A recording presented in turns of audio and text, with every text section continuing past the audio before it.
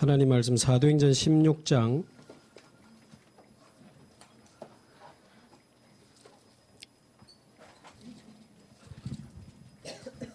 6절에서 10절까지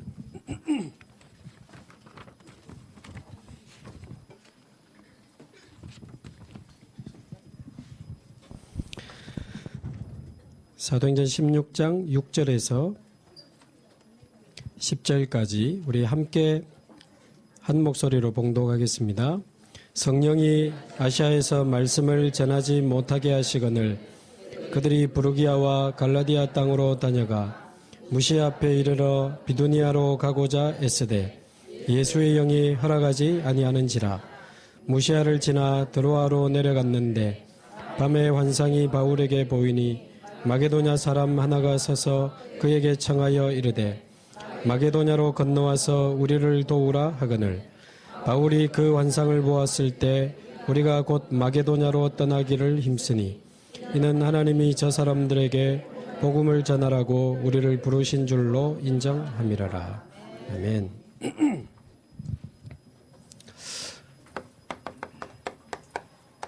전교인이 일어나서 다민족들에게 복음의 빛을 비추는 캠프하는 교회가 이 땅에 얼마나 있겠습니까? 저와 여러분이 특별한 은혜와 축복의 자리에 이미 앉은 줄로 믿습니다. 그러면 그냥 좀 조용히 신앙생활 잘 하면 되지 왜 다민족 캠프를 굳이 해야 되는가? 그 이유를 좀 확인하는 시간이 되면 좋겠는데요. 이미 분석 자료는 아마 각 권역에서 목사님들이 권역방이나 여러 이렇게 단톡방에 아마 올려주셔서 보셨을 건데 부산에만 지금 138개 나라 7만 명의 외국인이 와 있습니다. 외우기 좋도록 138, 138개 나라. 이 법무부 홈페이지 자료이기 때문에 정확한 자료거든요. 왜 다민족에게 우리가 캠프해야 되는가? 사실은 너무 당연한 거죠. 너무 당연한 겁니다. 왜냐하면 하나님은 창세기 1장 27절에 모든 사람을 하나님의 형상대로 만드셨습니다. 그래서 모든 나라, 모든 사람은 하나님 만나야 되는 거죠.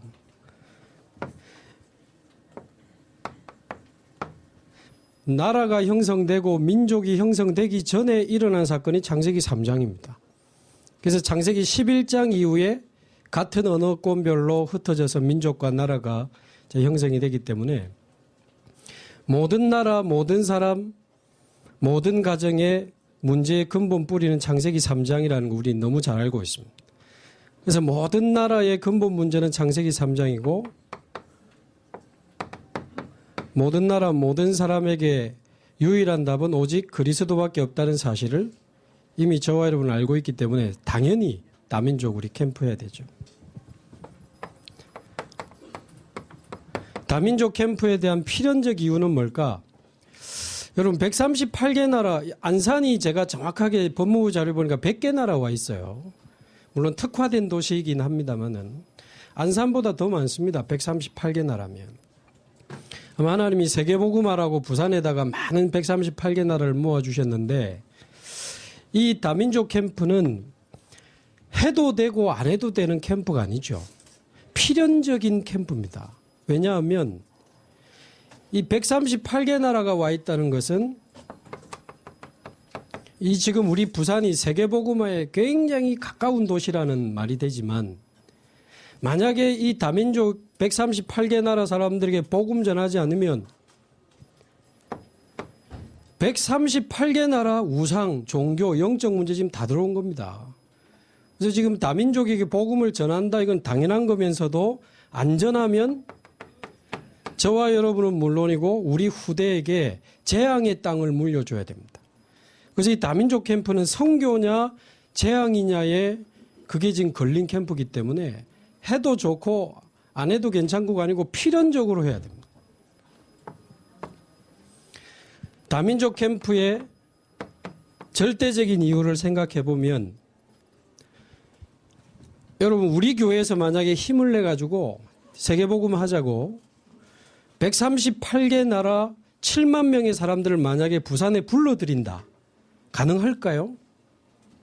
얼마나 많은 돈과 행정과 그게 필요하겠습니까? 그런데 자기들 돈으로 자기들 발로 지금 다 들어와 있습니다. 138개 나라 7만 명의 외국인이 와 있어요. 분명히 하나님은 거기에 감추인 보화처럼 하나님이 제자를 준비해 놓으신 줄로 믿습니다. 그 7만 명의 외국인 속에 다민족 제자, 다민족 중직자 분명히 하나님이 숨겨두신 줄로 믿습니다. 제자가 감추인 보화라면 저는 개인적으로 극히 값진 진주는 중직자가 아닐까. 제자 중에서도 절대 제자니까요. 뿐만 아니고 한 나라를 살릴 만한 다민족 교역자 하나님이 다 준비해 놓으신 줄로 믿습니다. 그래서 237 나라 복음화로 가는 길이 문이 우리 부산 안에 이미 다 와 있습니다. 이거를 놓치고 무슨 우리가 237 나라를 이제 떠들겠습니까? 그 받으신 자료에 보면요. 베트남이 1위입니다. 현재 부산에요. 근데 지금 우리나라에 지금 우리 교회 베트남 중직자도 없고 베트남 교역자도 없거든요. 제가 몇 주 전에 안산 예정교회가 큰 교회죠. 그리고 안산이라는 다민족 도시에 있는 교회인데 거기 다민족 담당하는 전도사님이 저를 팀 합숙 마치고 광명역까지 태워주시면서 고민을 이야기하는 거예요. 자기가 영어로 설교를 하고 다민족 팀들이 모여 있는데 영어 못 듣는 다양한 나라의 사람들이 와 있는데 통역자가 없어서 영어로 설교하지만 메시지도 못 알아듣고 이래저래 앉아 있다는 거예요. 그래서 목사님 통역자도 없고 사역자도 없고 이런 상황인데 어떻게 하면 좋겠냐. 그래서 제가 그랬습니다. 그러니까 하나님은 다 예배해 놨을 것인데 그거보다 더 중요한 게 있지 않겠나. 그래서 저는 연제구를 맡은 사람은 연제구 살리면 되고 뭐 고등부를 맡은 사람은 고등부 살리면 되지만 다민족국은 다민족만 살리면 저는 안 된다고 봐요. 다민족국은 다민족도 살려야 되지만 전교인이 다민족을 품을 수 있도록 도와주는 게 더 잘하는 거다. 제가 그분에게 이야기하면서 그래서 모든 장로님들을 돌아가면서 다민족 예배 때 불러라. 그래서 과자라도 좀 사가지고 와서 기도해주고 다민 현장 보도록. 말하자면 전교인이 다민족을 마음에 담고 기도할 수 있는 그거부터 시작을 해야 되지 않겠나. 그래서 중요한 보석 같은 다민족 제자들 사진이나 이런 그 상황들을 좀 필요하면 붙이기도 하고 아니면 자료를 좀 준비하기도 하고 해서 전교인이 다민족을 품을 수 있도록. 그래서 우리 임마누엘 교회도 다민족국이 다민족 사역한다. 그건 이미 아닌 것 같습니다.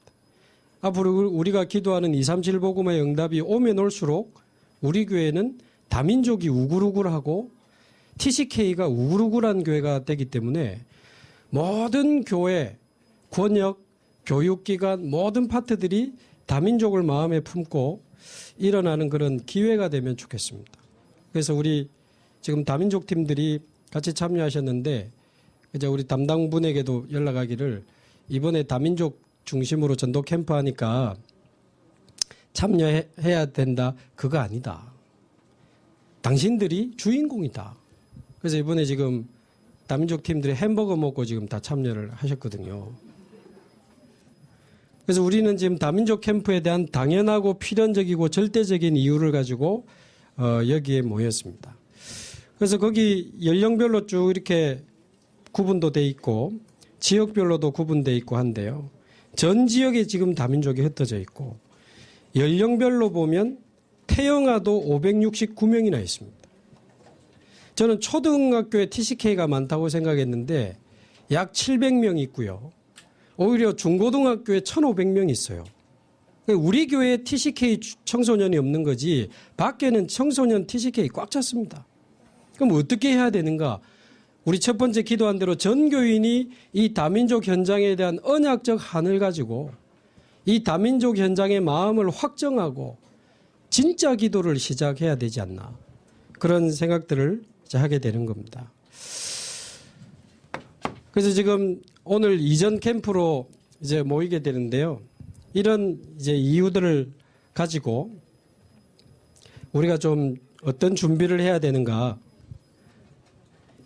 지금 부산 안에는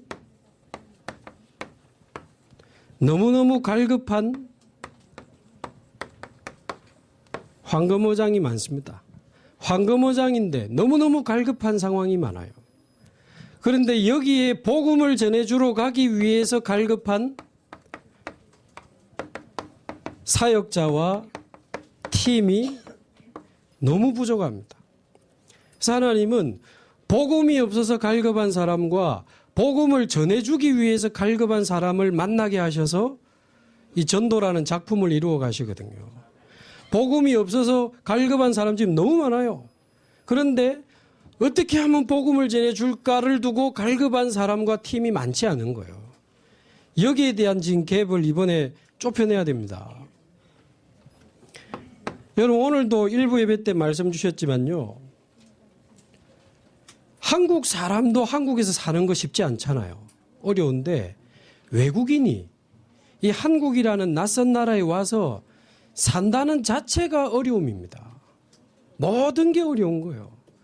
그러다 보니 나 중심으로 갈 수밖에 없어요. 지금 사람을 믿을 수도 없고 어쨌든 내 거 챙겨야 되는 거예요. 그리고 어쨌든 돈을 벌어야 되는 거지. 그래야 살아남고 성공할 거 아닙니까?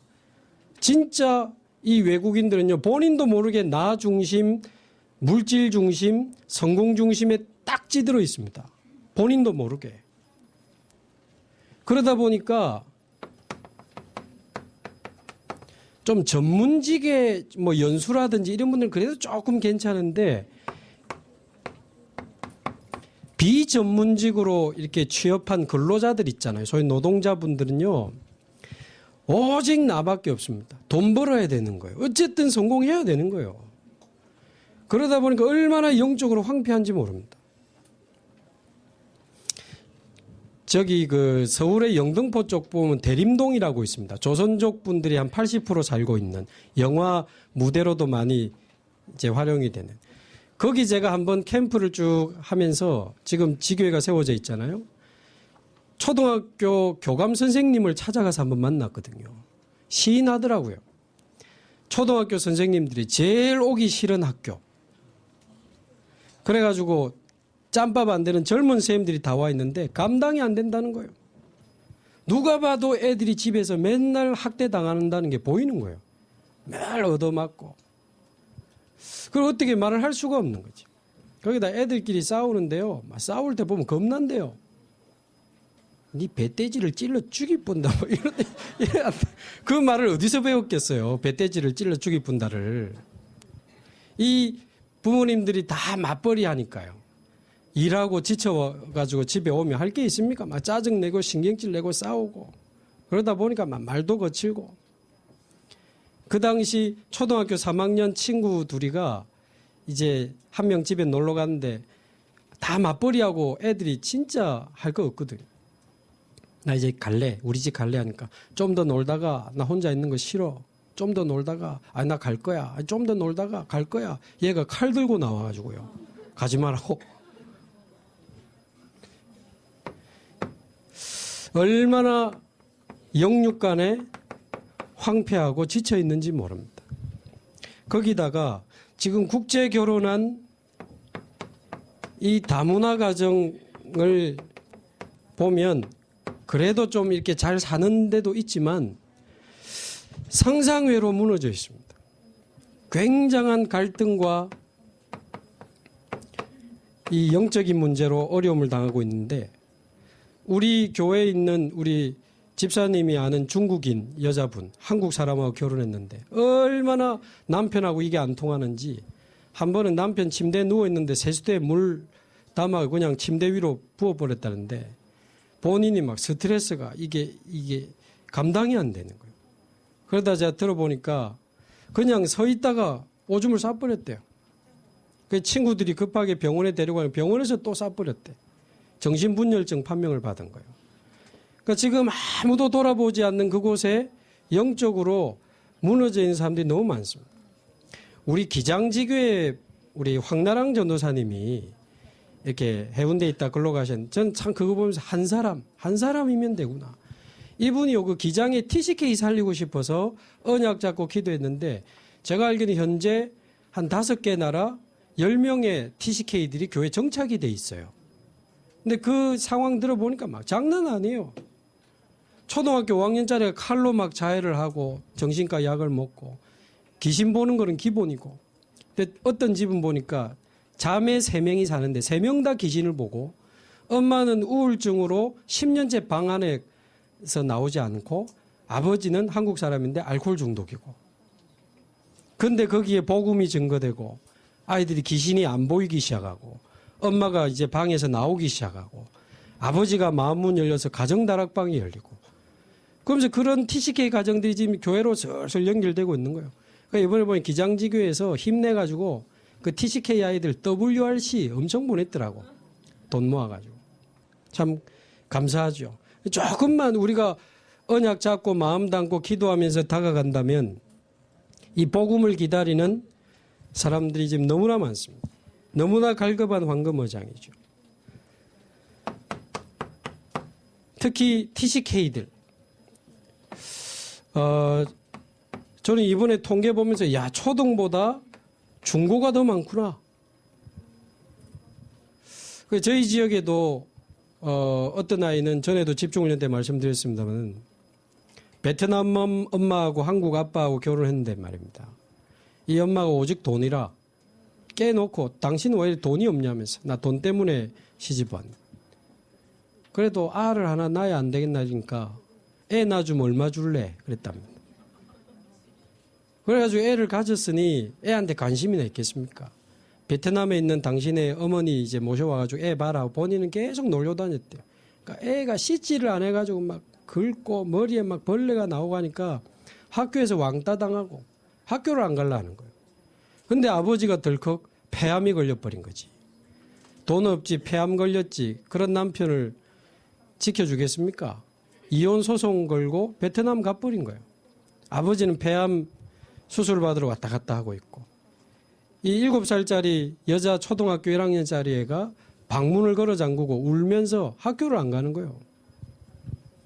정말 복음을 기다리는 갈급한 아이들이 너무 많습니다.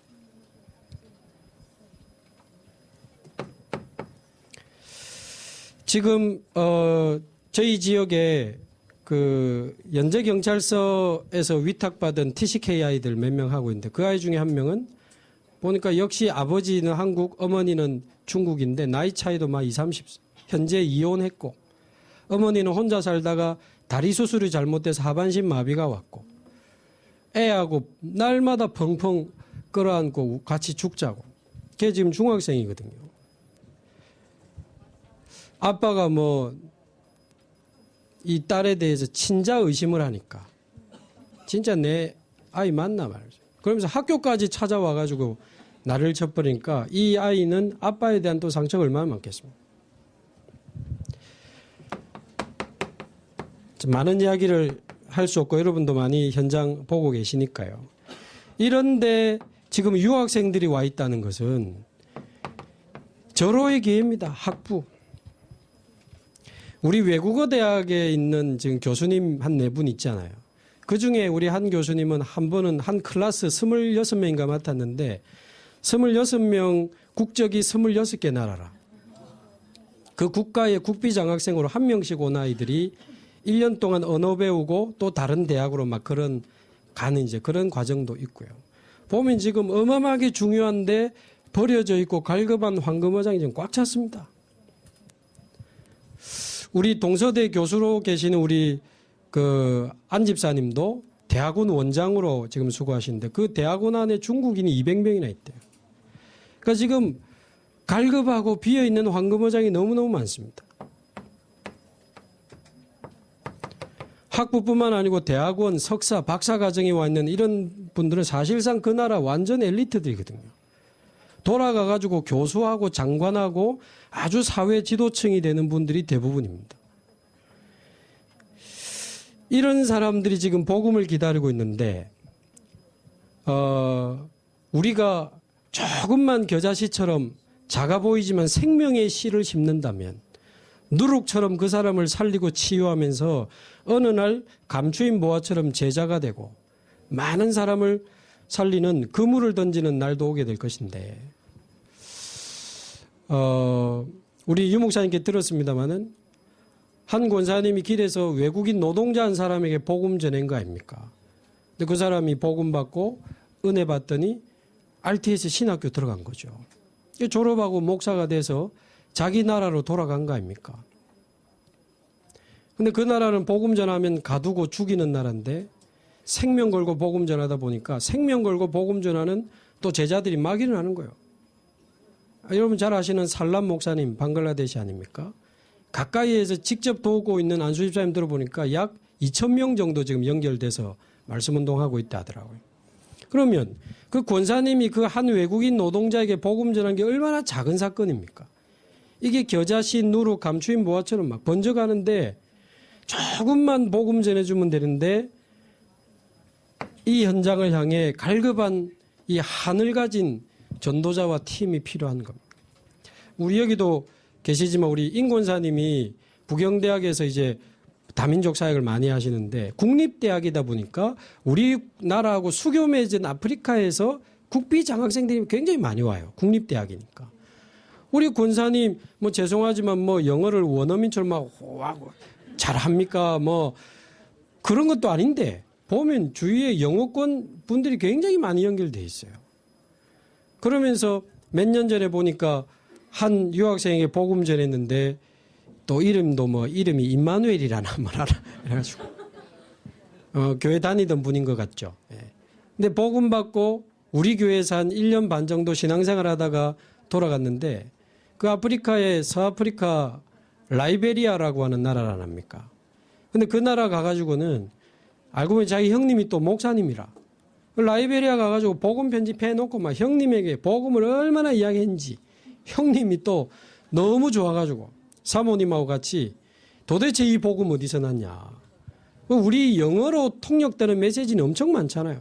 그래서 자료 보내드리고 지금 매주 메시지도 지금 듣고 있고 하는 중에 이 목사님이 복음의 결론을 내리고 교회에서도 복음 말하고 사모님이 운영하는 30명 작은 학교에도 복음 말하고 이번 11월 달에는 이 목사님이 50명의 목사님 자기 교회 초청해서 컨퍼런스를 하는데 컨퍼런스 내용이 복음 편지라더라고. 그리고 지금 탄자니아 킬리만자로에 한 달씩 합숙하는 신학교가 있거든요. 1년에 2번. 이제 거기 오겠다 하셔서 아마 내년 6월부터 오시게 될 것 같은데 그 학교에서 유학생 한 명에게 복음 전한 그 작은 사건이 이렇게 큰 나무가 되고 전체를 부풀게 합니다. 이 눈에 보이지 않는 생명의 역사를 기다리는 갈급한 현장. 그래서 사도행전 13장 2절 3절을 보면요. 이 현장에 사명자 찾는 이 전도운동을 위해서 금식하며 기도하는 장면이 나옵니다. 금식 자체가 중요한 게 아니라 그 갈급한 마음을 한번 떠올려 보시면 어떻게 하면 이 현장에 복음 전할 수 있을까를 놓고 금식하며 기도하는 현장인 거죠. 뿐만 아니라 14장 19절에서 23절을 보면 여러분 잘 아시는 대로 이 바울이 이 다민족 현장에 복음 전하다 돌에 맞아서 죽잖아요. 죽었다고 판단하고 성 밖에 버렸습니다. 근데 살아난 거예요. 돌에 맞아 죽을 만큼 무너졌는데도 살아나지니까 바로 일어나서 현장으로 들어가는데 이 바울은요 전도에 미친 사람이에요. 그런데 13장 13절에 보세요. 마가라고 하는 요한이 1차 사역에 따라갔다가 중간에 돌아가는 장면이 있습니다. 그래서 15장 36절에서 39절에 보면 2차 사역 때 바나바와 바울이 이 마가 요한을 또 데리고 갈 거냐 말 거냐를 두고 다투는 장면이 나옵니다. 그때 바울이 이야기했던 그 이유는 지속할 수 없는 사람을 또 데리고 가는 것이 옳지 않다 그랬습니다. 중간에 포기하고 간 사람이에요. 왜 갔는지는 안 나옵니다. 힘들어서 갔는지 자기하고 안 맞아서 싸워서 갔는지 뭐 몸이 아파서 갔는지 집에 뭘 놔두고 왔는지 삐졌는지 왜 갔는지는 안 나오는데 이유를 막론하고 지속할 수 있는 상태가 아니었어요. 반대로 여러분 지속이라고 하는 거는 그렇게 간단한 거 아니잖아요. 굉장히 많은 게 있어야 가능한 단어입니다. 한 현장에 계속 갈 수 있다는 거는 이거는 기간적으로 계속 간다는 개념을 넘어서 안 돼도 어려워도 힘들어도 핍박받아도 계속 갈 수 있으려면 뭐 있어야 돼요. 이게 별거 아니지만 굉장히 중요한 사역자의 요소 중 하나입니다. 그래서 잘하는 사람보다는 지속하는 사람이 낫습니다. 하나님 더 잘하시기 때문에. 말 잘하고 능력 있고 수준 높은 사람보다는 지속하는 사람이 더 나아요. 좀 더듬어도 수준 낮아 보여도 지속. 근데 지속이 가능하려면 제가 생각하기는 두 가지 조건이 필요한데 행복하면 지속할 수 있다. 복음 때문에 행복하고 내가 전도자로 살아갈 수 있다는 자체가 행복하고 내가 현장에 TCK를 살리러 갈 수 있다는 자체로 행복한 사람은 계속 가십니다. 어렵지 않게. 안 돼도 힘들어도. 두 번째 지속의 조건은 사랑이지 않은가. 주님 사랑하고 현장 사랑하고 영혼 사랑하는 사람은 핍박받아도 가고 죽어도 가잖아요. 그래서 이 갈급한 현장을 두고 진짜 언약적 한을 가지고 마음을 확정하고 24기도를 시작하는 사역자와 팀이 일어나는 게 첫 번째 우리가 받아야 될 응답이 아닌가 그런 생각을 합니다. 16장 6절에서 10절에 오늘 읽은 본문에 보면 아시아로 가고자 하나 성령이 허락지 않고 그럼 좀 쉬지 비두니아로 가고자 애쓰되 예수의 영이 허락지 아니하시니 드로아에 내려와 얼마나 기도했든지 하나님이 환상을 보여주시는데 마게도냐로 와서 우리를 도와달라고 하는 걸 보고는 하나님이 저 사람들에게 우리를 부르신 줄로 인정함이라. 이 보세요. 아시아 막히고 비두니아 막히는데도 어떻게 하면 복음 전할까 싶어가지고 얼마나 갈급한 기도를 하는지 그 드로아의 밤이 저와 여러분 권역의 교육기관마다 일어나게 되기를 바랍니다. 이 드로아의 기도, 이 진정한 기도. 그래서 진짜 주님 사랑하고 현장 사랑하고 영혼 사랑하는 하나님이 원하시는 사람, 하나님이 원하시는 팀이 구성되니까 여기 보면 성삼위 하나님이 그 팀을 인도하시는 장면이 나옵니다. 성령이 막았고 예수의 영이 허락지 아니했고 하나님이 우리를 부르신 줄로 인정함이라. 성삼위 하나님 이름 다 나와요.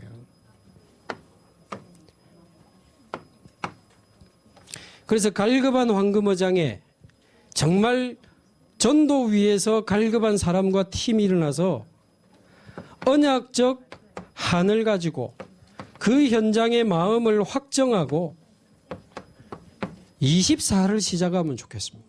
24라는 건 뭐겠습니까? 계속 생각하는 거죠.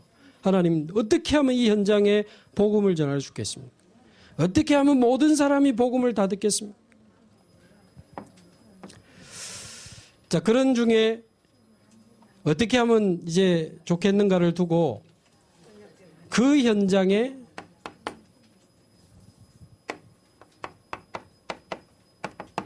전도를 열심히 하기 전에 사람이 연고자가 있습니다? 없습니다? 있으면 있는 대로 없으면 없는 대로 맨 땅에 헤딩 제일 수준 낮은 거고 제일 수준 높은 거다 그러시더라고요. 바울이 전부 맨 땅에 헤딩했거든요. 있으면 있는 대로 없으면 없는 대로 하나님이 그 현장에 예비해 놓으신 절대적인 것을 보고 찾아내면 됩니다. 열심히 이전에 막 그냥 또 길에 가서 문 두드리고 또 그래 해야 되나? 그게 아니고 하나님이 예비하신 절대적인 거 그게 뭐냐라고 했을 때는 그 황금어장 전체에 영향을 줄 수 있는 문을 찾아야 됩니다. 그 현장 전체 모든 사람에게 영향을 줄 수 있는 절대적인 문, 절대적인 답이 뭘까? 영도에는 보니까 외국인이 1,500명이나 있습니다. 영도 1,500명에게 모든 사람에게 복음 전할 수 있는 문이 뭘까를 고민하고 기도하고 찾아가는 과정이 이전 캠프에서 굉장히 중요합니다. 무조건 열심히 하려고 하지 마시고. 거기에 대한 성경적 근거를 몇 개만 좀 들면요. 일단 사도행전 2장 9절에 11절.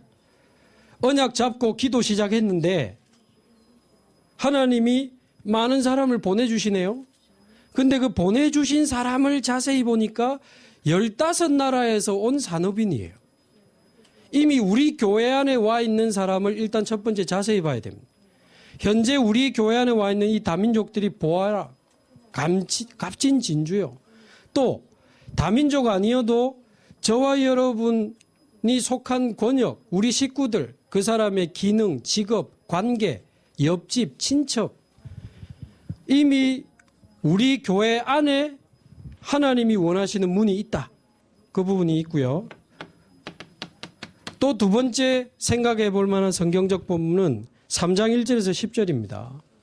예루살렘 전체를 영향 주는 문이 예루살렘 시장이 아니었습니다. 대제사장이 아니었어요.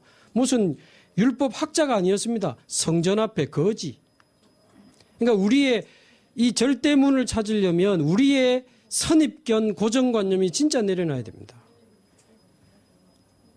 결국 노바디가 문이겠습니다만은 모든 사람이 알면서 아무도 고치지 못한 그 현장에 모든 사람이 알고 그러나 답을 주지 못하고 고치지 못하고 치유하지 못한 가장 무너진 그 사람, 그 아이, 영적 문제 심각한 그 가정. 오히려 그게 예루살렘에 5,000명을 모으는 문이 됐습니다. 그래서 우리는 자꾸 문이라 하면 교수님, 시장님이 그렇지 않습니다. 모든 사람이 문인데 그중에 무너진 특히 8장 4절에서 8절에도 보면 사마리아 전체에 영향 주는 문은 치유였습니다. 치유. 중풍병, 안진뱅이, 귀신 들린 자. 그래서 일부러 무너진 쪽으로 일부러 찾아가는 것도 괜찮습니다. 하나만 더 예를 들면 10장 1절에서 45절에 보면 고넬료가 베드로에게 복음을 받았죠. 근데 자세히 보니까 로마에서 파송받은 군인이었습니다. 그러니까 고넬료라는 한 사람을 자세히 보니까 로마 복음화의 문도 있고 군 복음화의 문도 있고 지역 복음화의 문도 있는 거죠. 그래서 작은 만남을 소중히 여기고 이번에 우리가 캠프를 예비 캠프도 하고 현장 캠프도 하고 이후에 캠프 하겠습니다만은 아이라 할지라도 어디 제가 한번 현장 훈련 진행하는데 이번에 우리 팀은 중학생 1명 영접했습니다 하고 그냥 포럼이 끝나더라고. 그래서 제가 자꾸 파고들었지. 어떤 중학생인데 그냥 아니 좀 자세히 이야기해 보라니까. 학교에서 왕따 당하고 칼로 자해하고 그런 애라 하던데. 제가 볼 땐 너무 중요한 거예요. 애들 그렇지 않습니다. 지금 시간이 거의 다 돼서 길게 설명은 안 되지만 작은 만남을 소중히 작은 사건을 소중히 여기셔야 돼요. 자기는 예수 안 믿고 문 열어주는 사람도 많아요. 제가 함양의 렘넌트 지도자학교 팀 합숙을 지금 몇 년째 같이 하고 있는데 이장님이 자기는 복음 안 받고는 야 우리 마을에 저기 TCK 저기 정신병자 저기 암 환자 제발 좀 와서 도와달라. 그래서 여기에 대한 고민과 좀 기도를 시작하시면 좋겠습니다. 이번에 7군데 황금의장이 결정이 됐는데요. 두 번째는 우리가 이전 캠프 하면서 결국은 복음 운동을 지속할 사명자를 본 캠프 전에 찾을 수만 있다면 찾으면 좋겠습니다. 본 캠프 전에 이 현장 전체에 영향 줄 수 있는 답은 이거다 고 찾아내고 그 현장에 복음 운동을 지속할 그 현장에 소속된 사명자 찾아낼 수 있다면 좋겠습니다. 기도하시면 좋겠고요. 또 마지막 그 모든 것을 연결시켜서 그래서 1번은 다른 말로 절대 현장을 보는 거라 볼 수 있고요. 현장 속의 절대 현장. 이거는 절대 제자. 세 번째는 이 복음 운동을 본격화시킬 수 있는 절대 시스템. 요거를 다시 말씀드리지만 미리 찾아야 됩니다. 그래서 지금 7군데 현장에 캠프 팀장 목사님들이 다 정해져 있고 현장의 팀장과 사역자 지금 정해져 있습니다. 아까 우리 공 목사님 말씀하신 것처럼 모든 권역, 모든 교육기관, 모든 기능팀들이 기도하시면서 7군데 현장에 성령 인도받는 팀 구성에 응답을 받으시면 좋겠고, 그런 과정에서 D-Day 하기 전에 할 수만 있다면 이게 세팅이 끝나는 게 좋겠습니다. 안 끝나지면 안 끝나지는 대로 이후에 우리는 계속 할 거고, 할 수만 있다면 D-Day 전에 이게 다 세팅이 되면 좋겠다는 부분입니다. 결론적으로 지금부터 다민족 캠프에 대한 당연, 필연, 절대의 이유를 가지고 나와 관계된 갈급한 황금어장을 좀 살펴보시고 거기에 언약적 한과 마음을 확정함으로 이 현장에 복음 전할 수 있는 문이 뭐고 답이 뭘까를 두고 24 계속 생각하고 고민하면서 내 삶의 모든 것을 다민족으로 한번 연결시켜 보십시오. 내가 가진 기능, 내가 가는 장소, 내가 가는 만남 상관없을 것 같습니까? 그렇지 않습니다. 24 하는 사람에게는요, 모든 삶이 문이고 황금어장입니다. 예를 들면 제가 사하구 조정재 집사님 연제경찰서장실에 있을 때 다락방 하자 하셔서 서장실에서 서장님하고 다락방 하지만 거기서도 저는 TCK를 찾았거든요. 그래서 지금 무너진 TCK 4명 추천받아서 지금 그 멘토링 대학생들 지금 하고 있거든요. 그러니까 꼭 무슨 뭐 다문화 지원 센터다라고만 해야 찾을 수 있는 게 아닙니다. 내 모든 삶을 다민족 캠프와 한번 연결시켜서 한번 기도를 시작해 보시면 좋겠고, 전 교회가 또 모든 권역기관 파트가 다민족 사역의 언약적 한을 품는 그런 기회가 되면 좋겠습니다. 우리 같이 한번 기도하겠습니다. 아까 우리 전체 기도 제목 놓고 한번 기도하셨지만 우리 말씀 붙잡고 다시 한번 세 가지 당연, 필연, 절대의 언약적 이유와 한을 가지고 정말 부산의 138개 나라 7만 명의 외국인에 대한 우리의 마음을 확정하고 계속 생각하고 기도하며 내 모든 삶을 통해 237 나라 살릴 다민족 캠프의 응답을 누리는 이번 캠프가 될 수 있도록 우리 합심해서 같이 한번 기도하겠습니다. 살아계신 하나님 아버지 감사합니다. 하나님께서 우리를 사랑하시고 우리에게 기적 같은 복음을 주시며 이 소중한 복음을 이제는 부산의 138개 나라 7만 명의 외국인에게 전할 수 있도록 하나님 237개 나라 전 세계 1천만 제자를 일으키는 일에 우리 인생을 부르시고 사용하심을 감사합니다. 당연하고 필연적이고 절대적인 이유를 가지고 지금도 복음을 기다리는 갈급한 다민족 황금어장을 향하여 언약적 한을 가지고 마음을 확정하고 24 지속할 수 있는 하나님 사역자와 팀이 구성되게 하여 주옵시고 성령 인도받는 팀 구성을 통하여 하나님이 그 현장에 예비해 놓으신 절대 연장, 절대 제자, 절대 시스템을 미리 찾을 수 있도록 역사하여 주셔서 D-Day 캠프를 통하여 하나님은 영광을 받으시고 부산 땅에 새로운 다민족 캠프의 빛을 비추는 전환점이 되게 하여 주옵소서.